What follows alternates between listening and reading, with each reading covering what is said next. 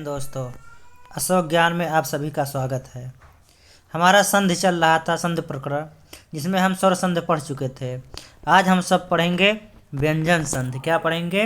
व्यंजन संधि। व्यंजन संधि किसे कहते हैं या व्यंजन संधि क्या होता? पहला हमारा खत्म हुआ, दूसरा है व्यंजन संधि। देखा जाए परिभाषा दिया है, जब व्यंजन के बाद स्वर या व्यंजन आने से जो परिवर्तन होती है उसे व्यंजन संधि कहते हैं। व्यंजन के बाद चाहे स्वर आए चाहे व्यंजन आए, उसमें जो परिवर्तन होता है उसी को व्यंजन संधि कहते हैं। जैसे दिया है वाक, क्या दिया उदाहरण में? वाक धन ईस, तो हो गया क्या? वागीस। देखो व्यंजन और स्वर जब मिला तो क्या बन गया? का गा बन गया। नोट में देखा जाए क्या है नोट में दिया है, व्यंजन का शुद्ध रूप हल वाला रूप होता है। व्यंजन का शुद्ध रूप हल वाला रूप होता है। जैसे का, ख, गा।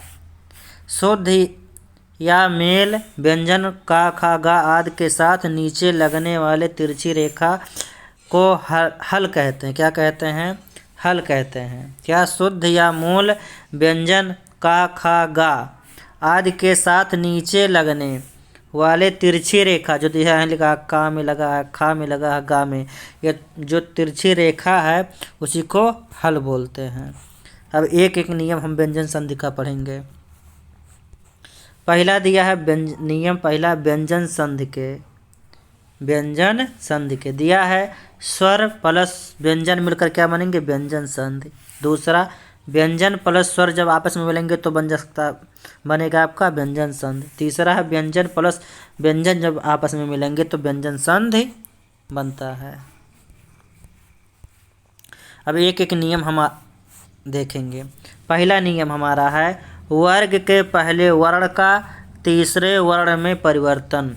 जो वर्ग का वर्ग होता है, चा वर्ग, टा वर्ग, पा वर्ग, जो वर्ग का पहला वर्ण का तीसरे वर्ण में परिवर्तन। जैसे का खा, गा में परिवर्तन। चा का, चा छा, जा में परिवर्तन। ता का, ता था, दा में परिवर्तन। माने वर्ग के पहले वर्ण का तीसरे वर्ण में परिवर्तन। देखा जाए, किसी वर्ग के पहले वर्ण जैसे का, चा, टा, ता, पा का मेल किसी स्वर अथवा किसी वर्ग के तीसरे वर्ण जैसे गा, जा, अंगा, दा, बा या चौथे वर्ण घा, झा, ढा, धा, भा अथवा अंतस्थ व्यंजन कौन सा? या, रा, ला, वा के किसी वर्ग से होने पर वर्ग का पहला वर्ण अपने वर्ग के तीसरे वर्ग गा, जा, अंगा, दा, बा में परिवर्तित हो जाता है। देखेंगे हम एक एक। जैसे दिया है का गा होना, का गा होना। जैसे दिक दिया है, दिक धन गज, तो क्या हो गया? देखिए का अपने बोला गया है कि वर्ग का पहला वर्ण अपने तीसरे वर्ण में परिवर्तित हो जाता अपने वर्ग का, तो का खा गा बन जाएगा। दिया दिक प्लस गज हो जाएगा दिग्गज। यहाँ आधा का है, बन गया आधा गा, दिग्गज। इसी प्रकार चा का जा में होना, चा का जा में होना। ऐसे अच प्लस अंत, तो चा का बन जाएगा जा, हो जाएगा अजंत। तीसरा दिया है टा का अड़ा में होना, टा का अड़ा होना। ऐसे सट प्लस आनन हो जाएगा सडानन। ता का दा होना, सत प्लस भावना हो जाएगा सद्भावना। अगला है पा का बा होना, अप प्लस जब हो जाएगा अब्ज। पहला नियम खत्म। हमारा दूसरा नियम क्या कहता है? दूसरा नियम, वर्ग के पहले वर्ण का पांचवें वर्ण में परिवर्तन। वर्ग के पहले वर्ण का पांचवें वर्ण में परिवर्तन। किसी भी वर्ग का जो पहला वर्ण है वो अपने पांचवें वर्ण में परिवर्तित होगा। जैसे का अंगा, चा का इया, टा का अड़ा, ता का ना में परिवर्तन। देखा जाए, यदि किसी वर्ग के पहले वर्ण जैसे का, चा, टा, ता, पा का मेल किसी अनुनासिक वर्ण केवल ना और मा से हो तो अनुनासिक वर्ण केवल ना और माँ से हो तो उसके स्थान पर उसी वर्ग का पांचवा वर्ण जैसे अंगा या अड़ा ना मा हो जाता है। उदाहरण देखेंगे तो ज़्यादा समझ में आएगा। जैसे दिया है का अंगा होना, जैसे दिया है वाक धन मय, तो का अंगा हो जाएगा वाग्मय। टा का अड़ा होना, सट प्लस मुख हो जाएगा षडमुख। ता का ना होना, जगत प्लस नाथ हो जाएगा जगन्नाथ। तीसरा नियम क्या है? छा संबंधी नियम। तीसरा नियम है छा संबंधी नियम। देखा जाए किसी भी ह्रस्व स्वर जैसे छोटा आ, छोटी ई, छोटा ऊ, री या बड़ा आ का मेल छा से होने पर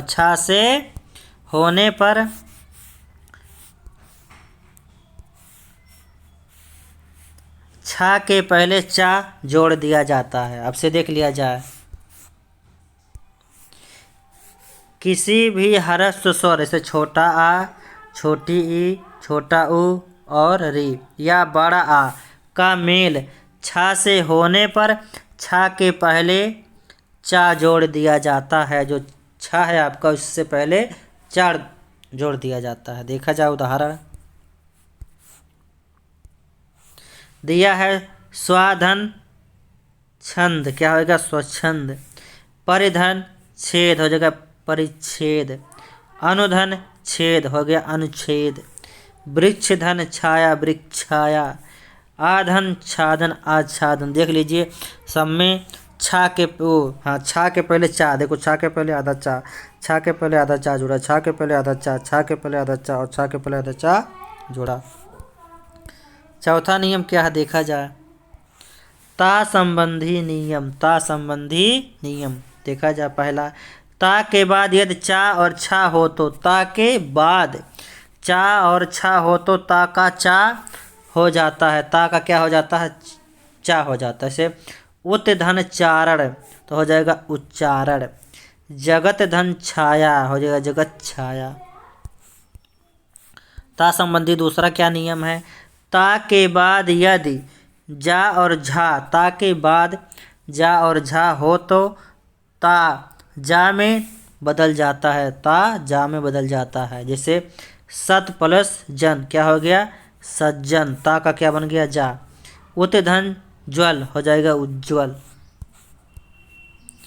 तीसरा नियम ता संबंधी, ता के बाद यदि टा और डा हो तो ता का क्रम से टा डा में बदल जाता है। ता या तो डा या तो में बदल जाता है। बृहद धन टीका हो जाएगा बृहद टीका। उत धन डयन हो जाएगा उड्डयन।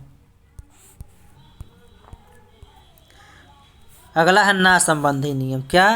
ना संबंधी नियम। इसको देखा जाए, यदि री रा और पिरचिरौआ सा के बाद ना व्यंजन आता है, कौन सा व्यंजन? ना व्यंजन आता है तो ना का अड़ा हो जाता है। ना का अड़ा हो जाता है।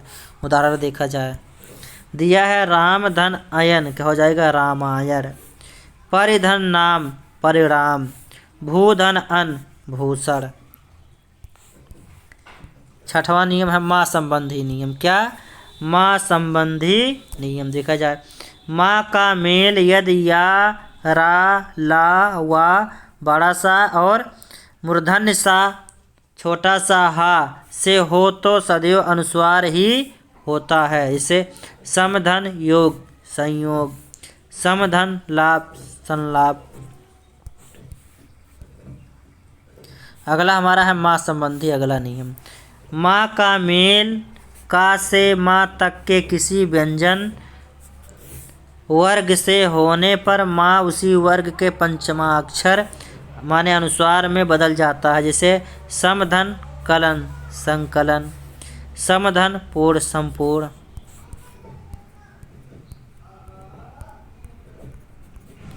एक और हमारा है सा संबंधी नियम। क्या? सा संबंधी नियम। सा से पहले छोटा आ बड़ा आ से भिन्न स्वर हो तो सा का मूर्धन्य सा हो जाता है। जैसे बी धन सम विषम, सुधन समा सुषमा, विधन साध हो जाएगा विषाद। व्यंजन संध आज हमारा ख़त्म हुआ। अगले वाले वीडियो में हम सब विसर्ग संध पढ़ेंगे, विसर्ग संध के बारे में जानेंगे। आज के लिए इतना ही, धन्यवाद।